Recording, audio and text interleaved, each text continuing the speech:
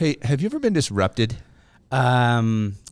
Oh, yeah. I've been disrupted. What does that word mean? Because I went to this meeting last night about disruption, and I want to talk about this today because I think that is like, first of all, one of the most overused fear-inspiring words, but also you kind of look at it and go, what the hell does it really mean? Yeah, it's kind of like the trendy thing to say, like breakthrough. Yeah. Are you ready for a breakthrough? Are you ready for disruption? We're going to disrupt today. Yeah. So I mean, let's talk about disruption a little bit because it seems like a buzzword that a lot of people get into a room and talk about, but don't really know what it means. We like buzzwords. Yeah. Why do we like buzzwords? Buzzwords really kind of cause emotion to happen, don't they? Mm-hmm. And usually that emotion is fear. Yep, drives fear. Yeah, totally. So we come up with this and we go, this is overwhelming disruption. And you go, what does that mean? Because I have like, it's funny. I can see it across the room right now, sitting on my desk. I have a Nerf gun here. We shoot these little Nerf darts around at each other here. And it's funny because you know what it's called? The disruptor. It's called the disruptor. It totally is called the disruptor. Uh-oh, Kayla's grabbing the Nerf. Kayla's got the disruptor. Here it is. Thank you, Kayla. I mean, it's... Look at this bad boy. Oh, yeah. It's got the multi-chamber rounds. Yeah, I think they whistle when they fly across the room. Solid. Whoa, you can spin it like you're if you want to disrupt a meeting. Disrupt a meeting with the disruptor. But, I mean, ultimately, have we stooped to, like, Nerf gun name levels in business? It sounds like it. It kind of has. But this is interesting because this meeting I went to, a lot of really high-level business leaders, like CEOs and other C-suite people, as well as, a lot of board directors and things like that. And you look at it and the title of it is, the risks of digital disruption. That's scary. Oh my gosh. The risks. And it was like a bad movie title. Mm-hmm. But, and then we start getting into it and we were talking about, some of the observations, which, I mean, this is fantastic because you need to go out and observe the business environment and figure out what are the threats and the risk that you are up against. But you can't look at them and then label them with this fear-mongering word. It's like we turned on the news and, we're seeing disruption across the city. Mm-hmm. And that's what everybody's saying. I'm seeing disruption across my business environment. You know what it is? Let's define disruption first, because that's one thing we didn't do at this event. We did not say, what is disruption? Okay. So, Mark, here's a question for you. Yeah, I love questions, Adam. All right. So let's come up with start with the win definition of disruption here. Can we do that? I think we can. I think we can as well. And here's kind of what I'm thinking when I hear this and when I see it. And really, before we throw this definition down of disruption, let's talk about some of the different businesses that are thrown at us every time we talk about disruption. We hear things like Uber. Remember when the taxi industry got disrupted by Uber? Oh yeah, I mean you could do the hotel industry by Airbnb. Oh my gosh, how about when video rentals got disrupted by Netflix? Yes. I mean, come on. You know what they did? They said, innovated. Yeah, they asked the customers, hey, customers, what do you want? And that's disruption is not forced by technology. It's because, frankly, Airbnb was some guys that were saying, hey, let's go to a festival and we need somebody's floor to sleep on. Or a couch to sleep on or something like that. This was not driven by technology. They figured out how to use technology to help it. And, Uber, let's figure out a way that people can have more involvement and comfort in the feeling of the ride that they're sharing with somebody or whatever it might be. So what did they do? All they did was they looked at what are the gaps in the customer experience, right? Yeah. So take a look at that and you go, all right, modern day disruption. We just had the Consumer Electronics Show. CES, I was there. You were there. Oh, yeah. We don't call it Consumer Electronics Show anymore, do we? It's just called CES. CES. Yeah. Anybody who's in the know, CES. Boom. CES 2020. Yeah, there you go. All right. I'm going to be like AC 2020 this year. Every year you just add AC 2021. That's right. I'm disrupting. So let's disrupt my name. Disrupt the name game. So, hey, we'll call you ML 2020, Mark ML 2020, the 4th. The dose. The 17th. Every year we'll add another number to the back of your name. How's that? That sounds good. Then you'll know like how old I am. There you go. All right. So, anyways, we just had CES. I'm way off track today. James, edit all that out. I've been disrupted. So your day has gotten disrupted. Yeah. So, the fun part about disruption is how do we actually take advantage of this and make this an opportunity in our business? Because this is a huge opportunity. Everybody looks at it like, oh, I'm getting disrupted. I was interviewed for a panel the other day, and I think every other word was disruption. And I said, excuse me, can we try and make it through this without saying disruption? Let's talk about opportunities. Opportunities to serve the customer better and provide a better customer experience. Because with technology, with data, with AI, things like that, we're actually able to discover better opportunities for customer experience, right? Yeah. I mean, it's we were talking about John Deere and some of the things that they had at CES. I don't believe you probably went to the John Deere booth. I did not. Okay, but they were talking about how with like different cameras, drones, thermal imaging, whatever it might be, measurement devices, they were able to figure out where parts of the field that need water and parts of the field that need pesticide. So what does that do? That changes the customer experience of the farmer because they get to apply those things to where they're needed instead of waste them where they're not. Yeah, being efficient. It is. Being efficient, better for the environment. But ultimately it takes adding to their technology infrastructure in order to do that. So there's a cost to that. And that's the cost of disruption, but it's also the benefit of disruption. Yeah. So ultimately, what does the customer want? The customer wants a better experience and they want to be more efficient. And they want to be better at their results. The outcome should be benchmark or above, let's say, in business. So that's kind of the question of this whole thing is how do we find disruption in our business, right? That's correct, Adam. Yeah, how do we find disruption? How do we find disruption? Because it's a positive thing. It's not a negative thing. Totally. Yeah, it's like how can we serve the customer better? How can we provide a better experience for the end user? And if that happens to disrupt the current system, that seems like a positive thing in my mind. Totally agree. Disrupt away, my friend. Yeah. I mean, that's really what you want to say. How can you wake up in the morning as a business leader, an entrepreneur, a real estate agent, broker, call whatever. I mean, you own a business, a branding company. How can you wake up in the morning and disrupt your industry? Well, the first question you should be asking yourself is, what are the opportunities to improve the customer experience? And then is there technology available to measure and to modify that? And if there's not, we can create that. Look at that. I mean, we entered that space a couple years ago at Remax. We bought a company called Bouge that is a world-class technology provider to the real estate space. And I sat down with the guys and I said, okay, what do we want to do with product? And they said, well, we can give them what we got, or we can look at it and say, what do they truly need in the future to overcome their challenges? And we can build that. Because if you can think of anything in technology now, you can build it. You just gotta get good people that are good at coding and putting the formulas together that get you from point A to point Z in this customer experience, the business process, things like that. And then you need customer experience professionals or user experience, the UX, CX type people that can kind of really mold the clay to make that product something that is delightful to use and appealing to the customer base. Yeah.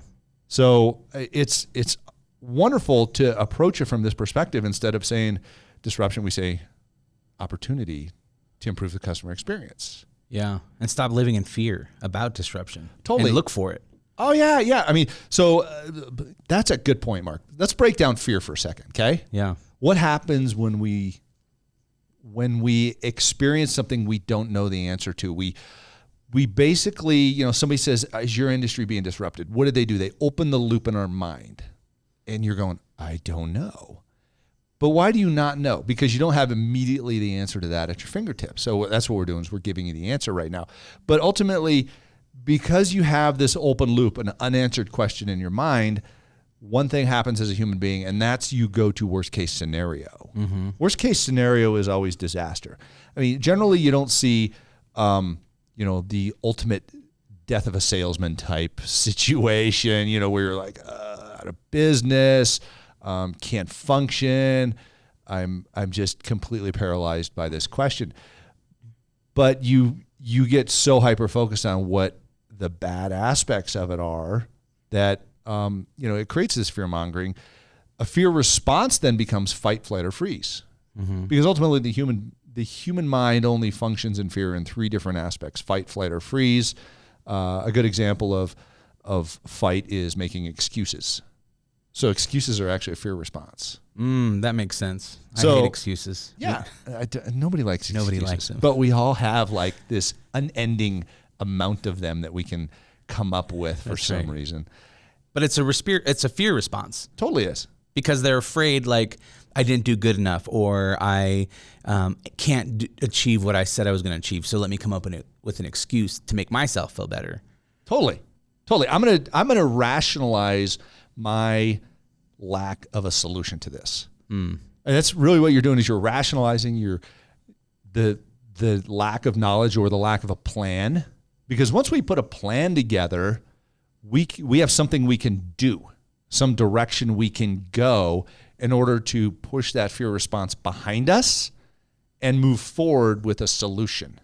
Yeah. So, disruption in, there's disruption in marketing, and you're sitting there going, there's always been disruption in marketing, because you're kind of an opportunistic business leader. But other people are like, oh my gosh. So everybody who's buying Super Bowl commercials, or everybody who's doing traditional, whatever it might be, type marketing, they're getting disrupted. I got news for you. It's called change. And all you do is you look at the opportunity in it instead of the fear in it. Yes. And go, let's build a plan to work our way out of this.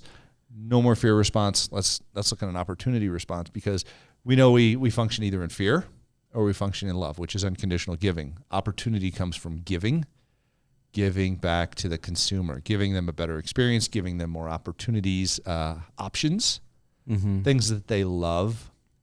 And we're going to talk about on a different podcast kind of value delivery, things like that, how you kind of mesh with the customer's opportunistic viewpoints, their mindsets, things like that, so that you can really feel that transition from disruption and fear default to the intentional love, giving, opportunity, creating value to the customer. Yeah. So the key takeaway here is look for disruption.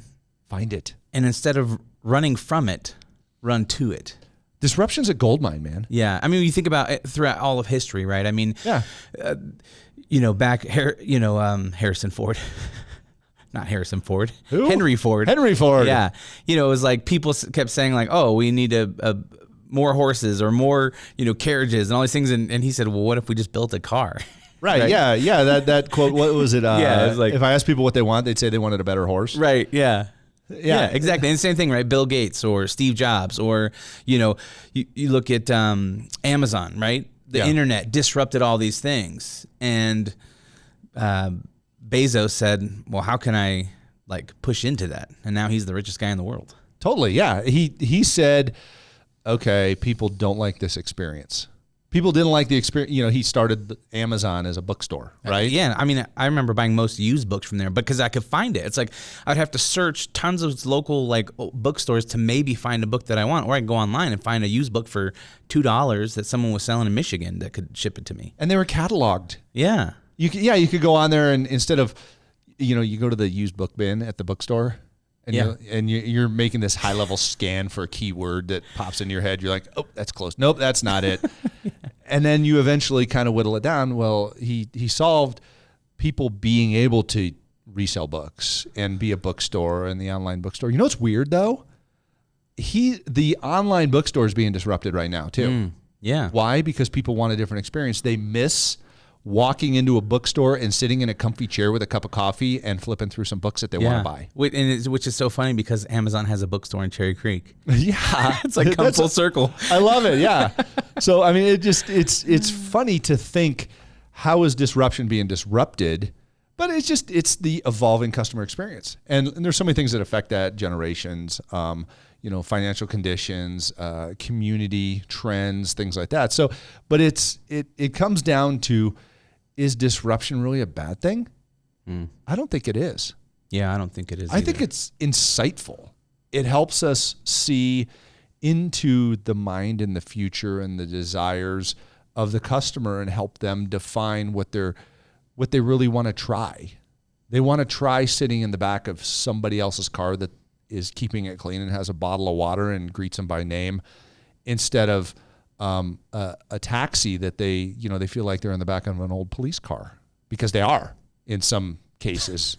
Yeah. That's where taxis used to be bought from. It's old police departments. And you're going, wow, it's like the old back of an old police car. But, you got a call coming in, buddy. Oh, yeah.